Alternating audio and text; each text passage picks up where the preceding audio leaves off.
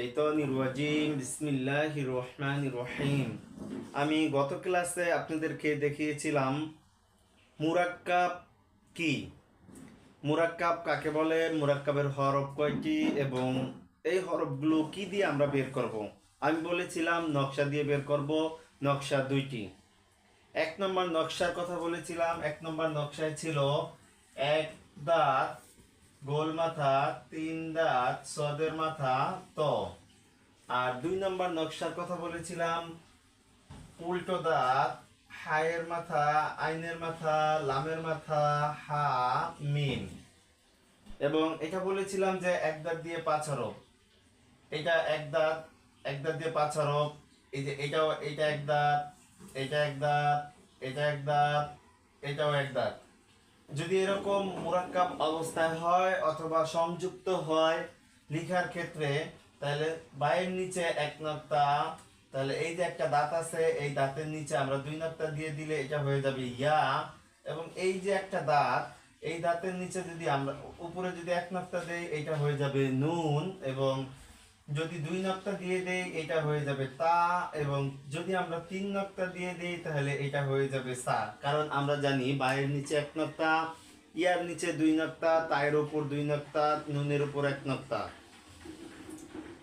কারণ আমরা জানি বায়ের নিচে এক নক্তা, ইয়ার নিচে দুই নক্তা, আর নুনের উপর এক নক্তা, তায়ের উপর দুই নক্তা, আর সায়ের উপর তিন নক্তা। তাহলে আমরা বুঝতে পারি এক দাঁত দিয়ে পাঁচ হরফ, বা, ইয়া, নুন, তা, সা। তারপরে আছে গোলমাথা। গোলমাথা, এই গোলমাথা যদি গোলমাথার উপরে একটা নক্তা দেয়, এটা হয়ে যাবে ফা। এবং যদি দুই নক্তা দিয়ে দেয়, এটা হয়ে যাবে ক। এটা এর আগের ক্লাসও আমি বলেছিলাম। তারপরে আছে তিন দাঁত, এক, দুই, তিন। এরকম যদি থাকে তাহলে এটা সিন। আর যদি তিন দাঁতের উপর তিন নক্তা থাকে, তাহলে এটা হয়ে যাবে শিন। এটাও আমি বলেছিলাম। তারপর আছে সদের মাথা। সদের মাথা দিয়ে দুই হরফ এরকম যুক্ত হবে, সদখালি দদের উপর এক নক্তা। তারপরে বলেছিলাম ত, ত দিয়ে দুই হরফ, ত খালি জয়ের উপর এক নক্তা। তারপরে আছে উল্টো দাঁত। উল্টো দাঁত দিয়েও আমরা বলেছিলাম উল্টো দাঁত দিয়েও এক দাঁতের মতন পাঁচ হরফ। কি হবে? বা, ইয়া, নুন, তা, সা।